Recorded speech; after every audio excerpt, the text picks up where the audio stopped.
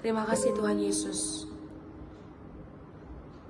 Kayak mau terus belajar Tuhan. Kayak mau terus mengucap syukur kepada Tuhan Yesus. Terima kasih Tuhan. Terima kasih.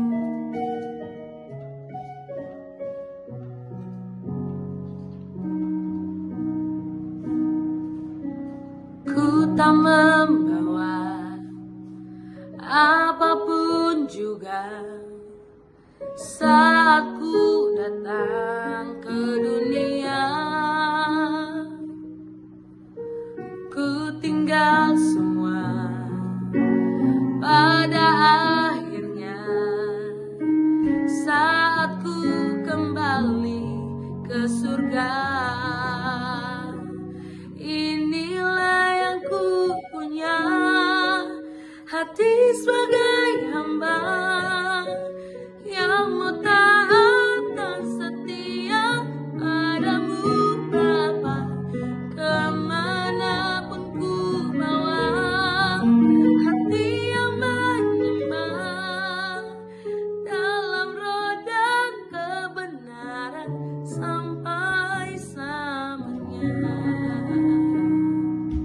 Terima kasih Tuhan Yesus. Ku tak membawa apapun juga saat ku datang ke dunia. Ku tinggal semua pada akhirnya saat ku kembali ke surga.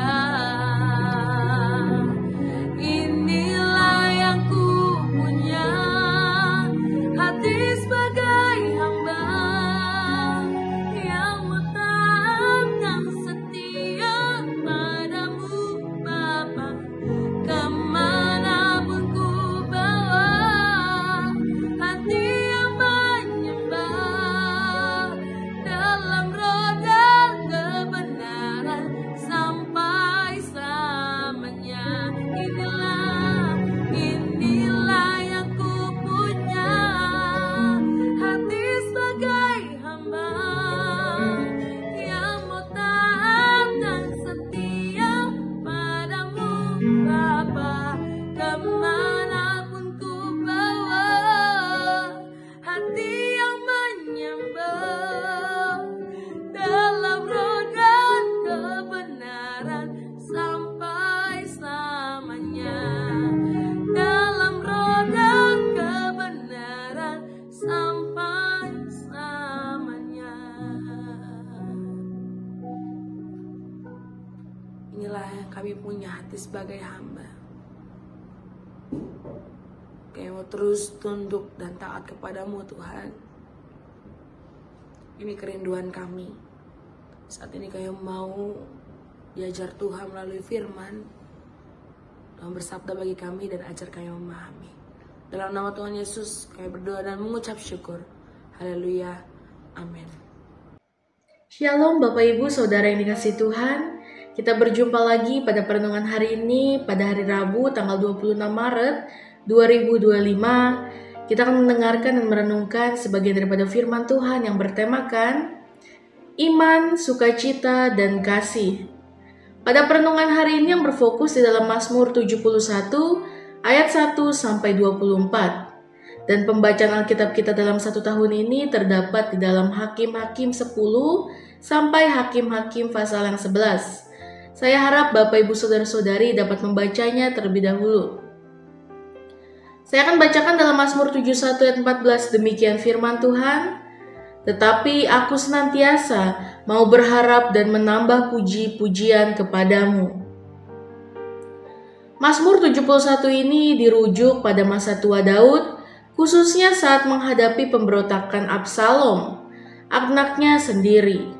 Penulis Mazmur ini adalah orang yang setia, percaya kepada Tuhan sejak mudanya sampai pada masa tuanya. Setelah membaca ayat, teks tersebut akan memperoleh beberapa hal penting, seperti disampaikan pada paparan berikut.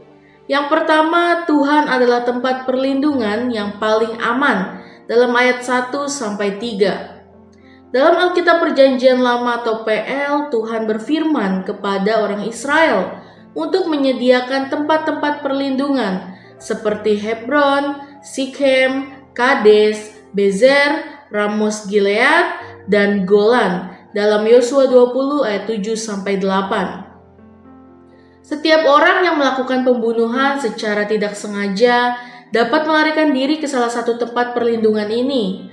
Sesampainya ke tempat perlindungan ini, tidak seorang pun yang dapat menjatuhkan hukuman apapun kepadanya sampai imam besar yang menjabat saat itu meninggal dunia. Berangkat dari konsep ini, penulis Mazmur ini menyampaikan keyakinannya yang lebih mendalam bahwa Tuhan adalah tempat perlindungan yang sempurna baginya. Tidak terdapat pihak manapun yang dapat merampas seseorang dari perlindungan Tuhan. Tuhan yang menjamin keamanan setiap orang yang berlindung kepadanya. Dalam Roma 8 ayat 38-39. Tuhan adalah tempat perlindungan yang paling aman. Lalu yang kedua, hanya Allah yang dapat meluputkan orang-orang percaya dari kejahatan orang fasik. Dalam ayat 4 sampai yang kelima. Alkitab menggambarkan orang fasik adalah orang-orang yang tidak memiliki rasa takut kepada Tuhan, sombong, pelaku kejahatan, dan melakukan apa saja yang diinginkan hatinya. Orang fasik tidak segan-segan untuk berkompromi dengan kekuatan manapun untuk mencapai yang diharapkan. Hukum akan dibelokkan untuk memenuhi ambisi pribadi dan atau kelompoknya. Upaya orang fasik akan menjadi tantangan besar dalam menegakkan kebenaran, keadilan, kejujuran, kasih, dan kedamaian yang diharapkan. Orang fasik akan selalu muncul dalam berbagai zaman dan konteks kehidupan. Hanya Tuhan yang dapat mengendalikan kekuatan orang fasik berdasarkan kuasa dan kedaulatannya sendiri. Kekuatan manusia terbatas oleh ruang dan waktu, tetapi kekuatan Tuhan tidak dapat dibatasi oleh siapapun dalam menyatakan kehendaknya di bumi seperti di surga. Tuhan tidak akan membiarkan dunia ini dikelola oleh orang fasik selamanya. Lalu yang ketiga, Allah yang menopang setiap orang dalam ayat 6 sampai yang ke-7. Setelah Adam dan Hawa jatuh ke dalam dosa, keturunannya telah berlumuran dosa, hidup di dalam dosa, dan melahirkan generasi ke generasi berikutnya dalam dosa. Akhirnya semua manusia telah berdosa dalam Roma 3 ayat 23. Akibat dosa, seluruh manusia memiliki keterbatasan dalam berbagai hal. Karena keterbatasannya, manusia membutuhkan penopang dalam menjalani kehidupan. Manusia tidak dapat menjalani kehidupan jika hanya dengan kekuatan sendiri. Dalam keadaan seperti itulah, pemazmur berkata, Allah adalah penopang kehidupan setiap manusia. Allah tidak dapat berdusta bahwa Ia adalah Tuhan yang Maha Kasih, Maha Sabar, dan ingin menyatakan kasih karunia bagi setiap orang. Karena sifat Allah itulah Ia mengasihi manusia dengan cara yang benar dan adil. Karena kebenaran dan keadilannya, Ia harus menghukum manusia yang berdosa.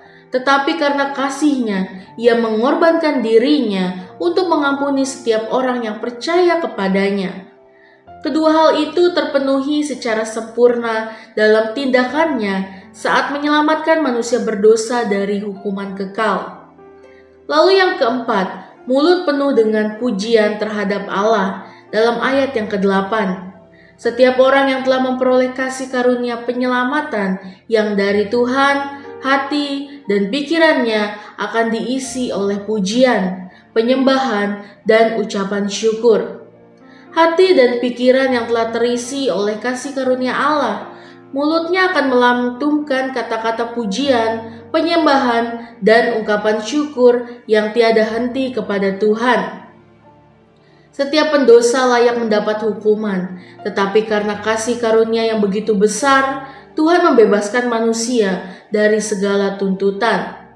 Tuhan membebaskan manusia dari hukuman, bukan karena manusia memiliki sesuatu yang patut dipertimbangkan oleh Tuhan. Manusia berdosa tidak dapat melakukan sesuatu yang berkenan kepada Tuhan karena dosanya. Semata-mata hanya karena kasih-Nya yang begitu besar. Setiap orang yang menghayati karya penyelamatan seperti ini, tentu saja hatinya melimpah dengan ucapan syukur kepada Tuhan yang telah mengampuni dosanya tanpa syarat. Lalu yang kelima, bersama Tuhan saat kekuatan telah habis, dalam ayat 9-13. Setiap orang mengharapkan umur panjang, setelah itu akan meninggal dunia. Tetapi pada saat Tuhan mengaruniakan umur panjang, kondisi fisik telah lemah, tidak dapat melakukan sesuatu yang baik untuk dirinya sendiri. Saat seperti itu, umumnya mengharapkan supaya secepatnya Tuhan menjemputnya. Tetapi setiap orang yang sungguh-sungguh mengasihi Tuhan akan menyadari kehidupannya akan selalu bersama Tuhan dalam segala keadaan. Kelemahan fisik karena usia, merasa sepi karena kesibukan anak-anak dan cucunya, dan penyakit yang dialami pada masa tua tidak akan mempengaruhi kualitas persekutuannya dengan Tuhan yang telah mengizinkan segala sesuatu terjadi pada dirinya. Lalu terakhir yang keenam, menceritakan keperkasaan Tuhan pada masa tua dalam ayat 14-24. Pemazmur mengatakan, orang-orang yang bergaul karib dengan Tuhan walaupun pada masa tuanya sudah tidak berdaya, akan tetap menceritakan keperkasaan Tuhan kepada anak-anaknya, cucunya, dan orang lain.